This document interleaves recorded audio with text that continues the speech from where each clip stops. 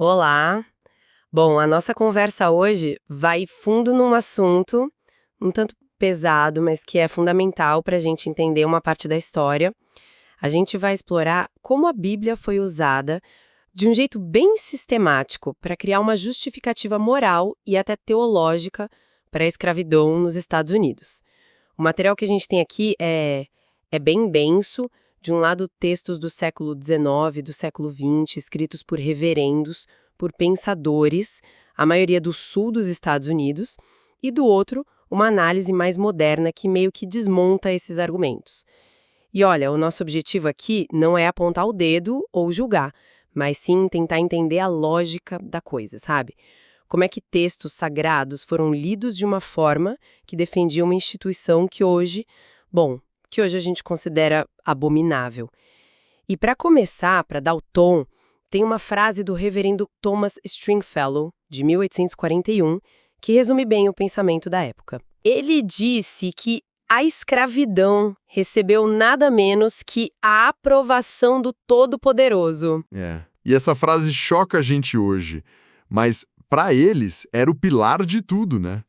É importante a gente entender que na cabeça dessas pessoas, elas não estavam distorcendo a fé. Elas estavam defendendo o que achavam que era a forma mais pura dela. Para eles, a escravidão não era uma contradição da fé. Era quase uma expressão dela, sabe? Algo que Deus aprovava desde sempre. Certo. Então vamos começar a desmontar essa construção? O ponto de partida parece ser esse reverendo Stringfellow mesmo. Ele não estava só dando uma opinião, né? O texto dele, de 1841, é uma tentativa clara de criar um sistema, uma estrutura teológica inteira para blindar a escravidão. E ele faz isso se apoiando em 4 pilares. Qual é o primeiro? Então, o primeiro pilar âncora a escravidão lá no comecinho de tudo, na era dos patriarcas. O Stringfellow argumenta que figuras como Abraão, que é tipo o pai da fé, não só tinham escravos, como a Bíblia mostra isso sem nenhuma crítica de Deus. Para ele, se a escravidão existia na casa dos patriarcas, que eram abençoados por Deus, então ela não podia ser algo inerentemente ruim, entende? Era tipo o selo de aprovação original. Faz sentido dentro da lógica dele. Ele começa lá no Gênesis. E o segundo pilar?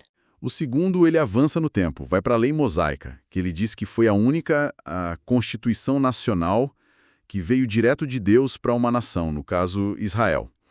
E o argumento é que essa Constituição divina não só permitia a escravidão, como regulamentava tudo em detalhes. Tinha leis sobre como tratar escravos, quem podia ser escravizado. Para ele, se Deus criou leis sobre isso, ele estava, por definição, legitimando a coisa toda. Ok, então já temos a aprovação dos patriarcas e a legalização na lei de Moisés. E ele consegue levar esse argumento até o Novo Testamento. Consegue. E esse é o terceiro pilar, que talvez fosse o mais importante para o público cristão da época. Ele afirma que a legalidade da escravidão foi reconhecida e os deveres foram regulamentados pelo próprio Jesus e pelos apóstolos. A lógica aqui é do silêncio, sabe? O Stringfellow e outros como ele diziam, Jesus nunca disse uma palavra condenando a escravidão, mesmo vivendo num mundo romano onde ela existia em todo lugar. Pelo contrário, os apóstolos tipo Paulo davam instruções diretas para amos e escravos. Para eles, se você regulamenta, você reconhece como legítimo. E o quarto pilar que você mencionou é o que soa mais bizarro pra gente hoje, eu acho, a ideia de que a instituição é cheia de misericórdia. Como eles justificavam uma coisa dessas? Essa é a virada moral do argumento. Eles diziam que a escravidão era um ato de misericórdia, porque trazia os africanos, que eles viam como pagãos, para uma nação cristã. Dava a eles a chance de conhecer o Evangelho, de salvar suas almas, além de serem civilizados. Nessa visão, de perder a liberdade física era um preço baixo a se pagar pela salvação eterna, entende? É uma lógica paternalista, racista, mas que, para eles, fechava o círculo. Nossa, é impressionante a abrangência. Ele não deixou nenhuma parte da Bíblia de fora. Ele criou um argumento que vai do Gênesis ao Apocalipse, basicamente. Exatamente. E essa é a genialidade estratégica da coisa. Não era um versículo solto aqui e ali.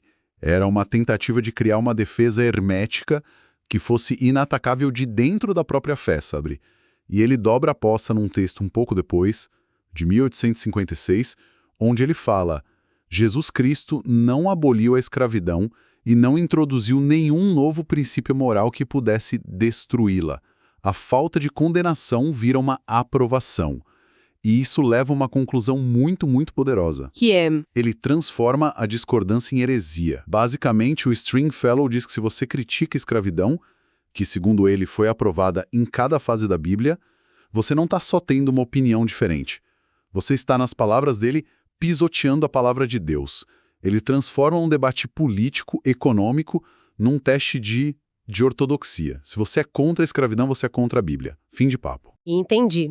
Essa estratégia de transformar a questão num teste de fé é genial do ponto de vista da retórica, mas também muito perigosa, né? Basicamente, ele está dizendo, se você discorda de mim sobre isso, você está contra Deus. Exato. E isso isola a instituição de qualquer crítica que viesse de fora, baseada em direitos humanos, filosofia, que eram as armas do iluminismo, do movimento abolicionista. Qualquer ataque externo vira, na visão dele, um ataque ao próprio cristianismo. Tá, então o Stringfellow montou o esqueleto do argumento. Agora a gente precisa ver como outros pensadores vieram e colocaram a carne nos ossos, né? Usando versículos específicos. É aí que entra gente como o Dr. Richard Furman, certo? Perfeitamente. Se o Stringfellow era o arquiteto, o Furman era o engenheiro de detalhes. Como presidente da Convenção Batista da Carolina do Sul, ele tinha uma autoridade gigante e numa carta para o governador, em 1838, ele mergulha nos textos para provar, ponto por ponto, a validade disso tudo. E a gente precisa entender o clima da época, né? O movimento abolicionista ganhava força. Eles viam isso como uma ameaça existencial. Então essa busca desesperada por versículos, essa distinção entre servo hebreu e escravo pagão, não era um exercício teológico frio. Era a construção de uma fortaleza para defender um sistema. E como ele fazia isso na prática usando o Antigo Testamento? O Furman aponta para a ordem explícita lá em Levítico para os israelitas comprarem escravos das nações pagãs. E ele se apega a um detalhe que para ele era a prova final. A lei dizia que esses escravos seriam uma herança para eles e seus filhos, e seriam escravos para sempre. Isso era muito diferente dos servos hebreus que tinham que ser libertados no ano do jubileu, sabe? Para ele, essa distinção na lei de Deus era a prova de que a escravidão perpétua e hereditária, igual a do sul-americano, tinha um precedente divino. E no Novo Testamento? Porque os abolicionistas diziam que Jesus trouxe uma nova ética de amor, de igualdade, que superava essas leis antigas. Como o Furman rebatia isso? Ele usa a mesma lógica do silêncio que a gente viu no Stringfellow, mas com mais detalhes. Ele diz: o mundo na época de Jesus e dos apóstolos estava cheio de escravos. E o ponto central dele é que, quando os apóstolos convertiam mestres e escravos, eles não acabavam com essa relação. Pelo contrário, ele cita as cartas de Paulo, como a 1 Timóteo, onde Paulo instrui os criados sobre o jugo a considerar seus amos como dignos de toda a honra.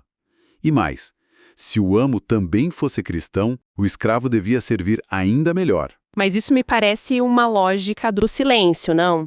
O fato de os apóstolos não terem condenado a escravidão significa que eles a aprovavam moralmente ou eles estavam só lidando com a realidade social da época sem necessariamente dar um selo de aprovação?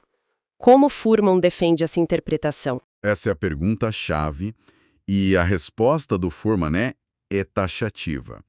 Para ele, é impensável que homens inspirados por Deus, que deram a vida pela verdade, tivessem tolerado um mal moral dentro da igreja. Se a escravidão fosse pecado, como roubar ou adulterar, os apóstolos teriam exigido a libertação imediata. O fato deles só darem regras de conduta para amos e escravos era, na visão dele, a prova final de que a relação em si era justa, era aprovada por Deus. Ele conclui que a justificação vem pela autoridade das Escrituras e que a moralidade dela é demonstrada porque a lei divina nunca aprova ações imorais. É um raciocínio circular, mas, nossa, muito poderoso. Então, a estratégia argumentativa evolui. Começa com uma estrutura teológica geral, depois vai para uma análise textual super detalhada, mas não para aí, né? O próximo passo parece ser conectar tudo isso a uma ideia de ordem natural das coisas. E aqui entra uma figura como George Fitzhugh, com uma citação de 1857 que parece virar tudo de cabeça para baixo. Ele diz: se fica demonstrado que a escravidão doméstica é, em geral, uma instituição natural e necessária, se elimina o maior obstáculo à crença na Bíblia. Isso. E essa citação é um momento crucial. O Fitzhugh está fazendo uma coisa impressionante aqui. É uma inversão sutil, mas profunda. O Stringfellow e o Furman usaram a Bíblia para provar que a escravidão era correta. O Fitzhugh, ele vira o jogo. Ele sugere que, se você primeiro aceitar a escravidão como natural e necessária, aí fica mais fácil acreditar na Bíblia. Espera, então a estratégia muda completamente aqui. Não é mais a Bíblia justifica a escravidão, mas sim, a escravidão, que a gente já acha que é natural, nos ajuda a justificar a Bíblia. É uma inversão total da autoridade, onde a cultura passa a validar o texto sagrado, e não o contrário. Isso é um salto gigante. É um salto gigantesco. Ele está basicamente dizendo para os céticos: vocês têm problema com a Bíblia porque ela parece aprovar a escravidão. O problema não está na Bíblia, está na sua ideia de que a escravidão é errada. Se vocês aceitarem que a escravidão é parte da ordem natural das coisas, como a família, então a Bíblia, ao não condená-la, está só sendo realista, entende? A crença na escravidão vira uma condição para uma fé bíblica mais fácil, sem conflitos. Nossa, aqui o véu cai completamente. Essa ideia de ordem natural abre a porta para o argumento não ser mais só teológico, mas abertamente racial. E é exatamente isso que a gente vê no reverendo James Miles Warley, em 1863. Ele nem tenta mais se esconder. Nenhuma. O Warley é a fusão explícita da teologia com a pseudociência racial da época. Ele diz que o mundo precisa aprender uma grande lição sobre a relação entre as raças, que é a seguinte, eu cito: certas raças são permanentemente inferiores. A partir dessa premissa, que ele apresenta como um fato, a conclusão teológica é simples. Ele diz que o africano só pode alcançar a civilização na posição em que Deus lhe colocou entre nós, ou seja, como escravo. Então, a escravidão deixa de ser um mal necessário ou só um sistema de trabalho. Ela vira uma missão divina. Exatamente. Ela é redefinida como uma estrutura social ordenada por Deus, um mecanismo para a civilização de uma raça que eles achavam inferior. E tudo isso, supostamente, para o benefício da humanidade. É a justificativa totalizante. Une a autoridade da Bíblia, a suposta ciência racial e a ideia de uma missão moral. É o ápice dessa construção ideológica. É um sistema de pensamento impressionante na sua coesão, se você aceita as premissas, né? E é por isso que é tão assustador. A lógica interna é quase perfeita, mas a serviço de uma monstruosidade. E como essa narrativa continuou depois que a escravidão acabou? O material traz alguma coisa sobre isso? Sim, tem um trecho interessante de um romance de 1905, de um Thomas F. Dixon Jr., que mostra uma tentativa de reescrever a história e reposicionar a culpa. Décadas depois da Guerra Civil, ele escreve: "O Sul não é mais culpado da escravidão dos negros que o Norte. Nossos escravos foram roubados da África pelos capitães Yankees." Ele até menciona um clérigo de Boston que agradecia a Deus pela chegada de outro carregamento de gentes ignorantes que poderiam ser evangelizadas. É uma manobra retórica clara para diluir a culpa do Sul, sabe? Jogando a origem do problema para o Norte. Ok, a gente passou por toda essa construção de argumentos, desde a fundação teológica até a justificativa racial. Agora, vamos virar a página para outra parte do nosso material. A análise crítica moderna que observa e desmonta tudo isso. Certo. E é importante reforçar que o que vem agora é a conclusão apresentada na fonte que a gente está usando, né? Servindo como um contraponto. Apresentando de forma bem imparcial, essa análise descreve a moralidade defendida por esses reverendos como uma moralidade duvidosa, que estaria baseada em preceitos da Idade do Bronze. O que a análise quer dizer com Idade do Bronze? A análise sugere que esses preceitos foram tirados de um contexto social, cultural muito antigo, e aplicados numa realidade do século XIX, ignorando séculos de desenvolvimento moral, filosófico, social. O texto argumenta que só uma pessoa com uma mentalidade de certo fundamentalismo seria capaz de apoiar essas ideias, desconsiderando o progresso do conhecimento. E a conclusão da fonte vai além, né? Fazendo uma afirmação sobre o papel histórico de pessoas com essa mentalidade. Sim. A afirmação final dessa análise é que, historicamente, pessoas com essa mentalidade, que o documento identifica como crentes religiosos, tentaram impedir o avanço da igualdade social e de direitos. A análise atribui isso a uma postura de autoridade absoluta ou à crença de que são eleitos por Deus, o que os colocaria acima das críticas. É, sem dúvida, uma conclusão bem dura e um contraponto direto a tudo que a gente leu antes. Foi uma jornada em tanto pela construção de uma ideia. Começamos com os 4 pilares teológicos do Stringfellow, que tentaram criar uma base para a escravidão na Bíblia inteira. Depois vimos as interpretações textuais detalhadas do Foreman, que buscavam a prova em versículos específicos. E, finalmente, exploramos como esses argumentos se misturaram com ideias sobre uma ordem natural e racial, transformando a escravidão numa suposta missão civilizadora. Se a gente sintetiza a ideia central, o que essa análise toda revela é o poder imenso da interpretação. Mostra como um mesmo conjunto de textos sagrados pode ser moldado para justificar posições morais diametralmente opostas. O resultado da interpretação parece depender menos do texto em si e mais do contexto cultural, dos interesses econômicos de quem está lendo, né? Afinal, os mesmos textos bíblicos usados para defender a escravidão com tanta força foram, nas mãos de outros, a principal fonte de inspiração para o movimento abolicionista. E isso nos deixa com uma última reflexão. A nossa conversa hoje focou em como certas estruturas de crença foram usadas para justificar o que, para nós, é claramente indefensável. Isso nos leva a uma pergunta mais ampla e talvez um pouco desconfortável.